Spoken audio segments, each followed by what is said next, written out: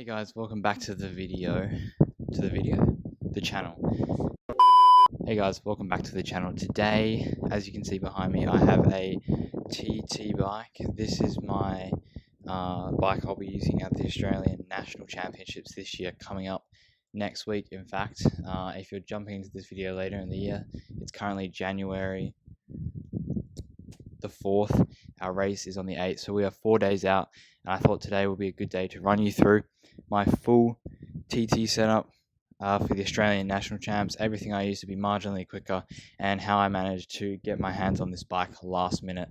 So without further ado, let's jump into this video. We have some cool stuff to get into, including a course preview. If you're interested in that, you can skip straight to the timestamp down below. Otherwise, let's get into the video. Alright guys, so I was editing up the video and I realized that I left out probably one of the most important parts of my whole 2025 Nationals campaign. So I'm just going to give it to you straight. All my racing at Nationals this year is just simply for training, as I have a really big season coming up in Europe. I'll be racing for one of the biggest junior teams in Spain. So I'd love to tell you all about it now, but I just can't say anything at this point in time. I will be doing a full video on my season within the next few weeks, so hopefully I can get everything finalized and then I can fill you guys in. But yes, this year's Nationals simply just training in the build-up coming into Europe. Should be some good racing, some hard racing. I will be in reasonable form, so I have been doing a little bit of tuning up in the past few weeks, so I will be sharp, but I won't be at my absolute peak. So just filling you guys in on that because it's kind of important for context in my Nationals. So let's jump into the rest of the video. All right, so let's jump into the event. So I'm in the under 19 men category. I'm first year in under 19, which means at the moment I'm 16 years old. It is about a 20k time trial with 200 meters of climbing, simply rolling hills for this TT. Nothing too serious. There's a few little bergs, but nothing too serious. So it's going to be a fast race. It's going to be hard, as always, in time trials. So this all requires a good TT setup. So let's jump into my bike and the story of how I managed to get my hands on this last minute.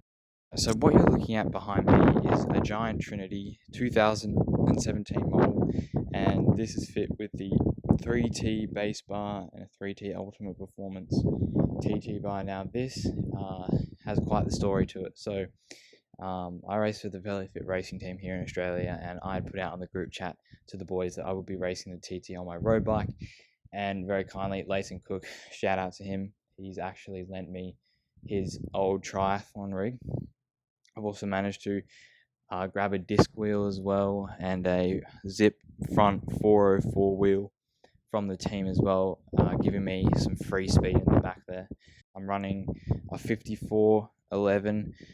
We got that 105 mechanical derailleur on the back, very efficient. Don't have to charge it or anything at all, you know, makes it life a little bit more simpler.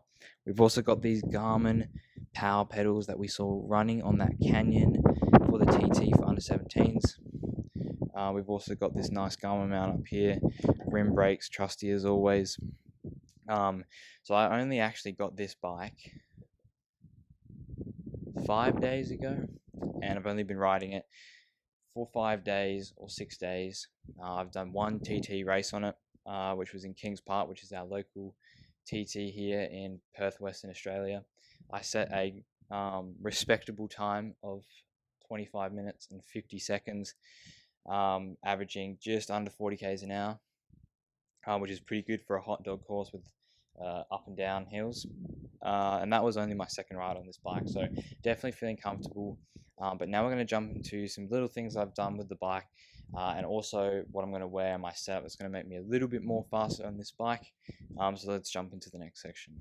Alright, so obviously running a TT bike is awesome, and having all the kit on the bike is also great, but what you wear on your body and what you do to be as aero as possible can be a bit different. So first up, and most importantly, you have your TT helmet. I'll be running the Cask Bambino, which gives me a little bit more flexibility with my head position, allows my head to move around a little bit more, as I'm not 100% dialed on this bike. So the Cask Bambino lets me compensate a little bit better in terms of that, we've also got our aero bottle, which will be fitting on the bike at the moment. That's just a standard bottle cage. This fills the frame, but it also keeps the bike super aero, gives me a little bit of hydration as well when I need that, just to rinse the mouth out, make sure it's not too dry. Next is obviously get yourself a good pair of shoe covers. I've got these Van Rysel shoe covers that I bought from a pro cycling outlet. These are absolutely awesome. They go over your shoe and it fits like an absolute glove. Those also keep your feet nice and warm as well in the winter. So that is pretty much what I would wear. Also a good skin suit. I'm running the Pedal Mafia skin suit, which is part of our sponsor. Those are an absolutely rapid skin suit. So everything that I'm using will be linked down below if you want to check that out for yourself. But in terms of what I'm wearing and what I'm using on the bike, that pretty much rounds out the list. So let's jump into the next section, which is so what about my position on the bike? Now this position is by far one of the most important parts of the setup. It's getting fitted on the bike. It's how you sit on the bike and how aero you can be when you're in your aero position. Now, I didn't get much time to set this bike up, as you heard the story. It's had some 26-degree monster spaces on there, which I can't run. That is not UCI legal. So I had to put it flat to the bar, which makes it not as aero as it could be, but it's better than riding on a road bike. Also have the specialized power slider, which is 550mm behind the bottom bracket to meet UCI regulations. Yeah, overall position, if we had to score it, because I can see aero, it's one of my skills I actually have developed over my time as a cyclist. Out of 10, I would say I'm about a 5. So we're going to be quick. Just how quick we're going to go, I can't tell you that. I'm going to be pretty aero still. What's also crucial about a TT, especially when it comes to nationals, is knowing the TT course. So what I did is I did a recon ride, and I took the camera with me, and I filmed the whole 18 minutes of one lap, which was in my recovery ride. I decided to go to a recon.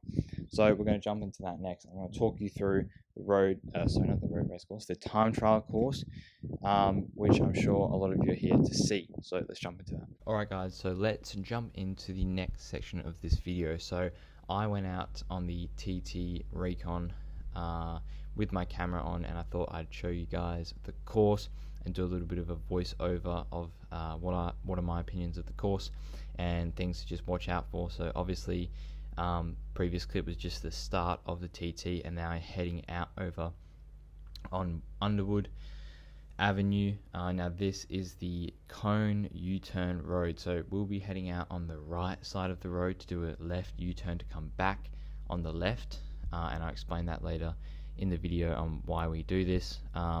But this is pretty fast, nothing much to worry about. A little bit of a false flat uphill just up here, but I will take a right turn on the other side of the island just because of traffic, as the roads aren't shut when I recorded this.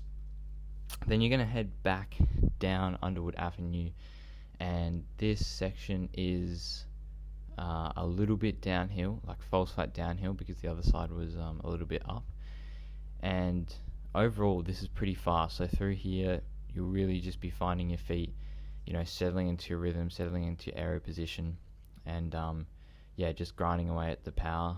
The next section will be a right hand turn onto Perry Lakes Drive. Now that is a very, very fast section, because on the day I believe we'll have a tailwind through the Perry Lakes section. So this will be a bit of a cross headwind, if I'm correct. So we'll make our right hander up here onto Perry Lakes Drive, and now this Perry Lakes Drive is freshly paved as well. Fast, smooth, hot mix road. We start off with a little bit of a descent on here, and you can just see I'm hovering at about 130 watts, about 42 k's an hour, 140 watts. So you can see just how fast it is at the powers that I'm doing. As you can see, flat, there's nothing much to worry about through here. So very fast, not a lot of turns, a few little uphill sections, but nothing to worry about. Though the next section we have up here which is a left-hand turn onto Oceanic, is probably one of the main points of the course. So this is the Oceanic climb, and you have two little rises. So the first rise is the kicker out of the left-hand turn of Perry Lakes Drive. It flattens out and you get a little bit of recovery before you hit the hill again. As you can see just up here, you start to go up again 5-6%, up, and then you have a little bit of a descent, very slight descent, before you kick over the top of Oceanic to descend onto West Coast Highway. So you can see it's a little bit of a downhill through here, then you're kicking over the top right about now, and then you're hitting this descent, and this is a very fast ascent. Obviously traffic around me, I have to be a little bit more aware, but in the TT this is going to be absolutely rapid. And this corner, which is why I've slowed down the clip here and gone to the original speed, is something to be aware of. So it's a left-hand turn onto West Coast Highway.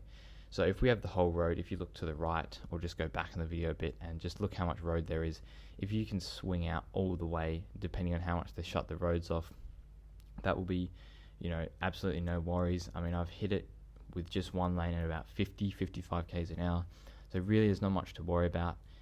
Once you're on West Coast Highway, you can see it's very fast up here.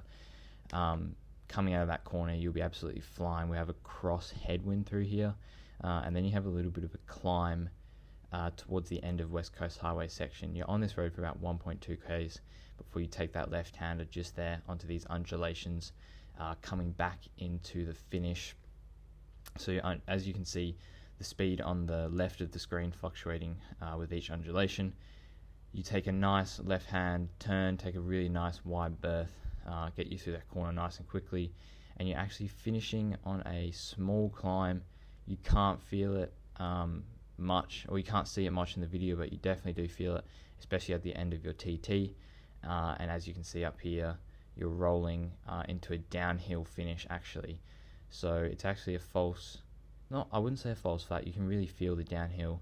You can see I'm at 47 k's an hour and rolling into the finish line. So an absolutely rapid course. I hope I've covered off on enough to get you. Alright guys, thank you for watching today's video. Of course, drop a like and subscribe. Drop a comment if you have any questions about my setup. I'll also be vlogging the TT and the road race and possibly the crit, which I may or may not be doing.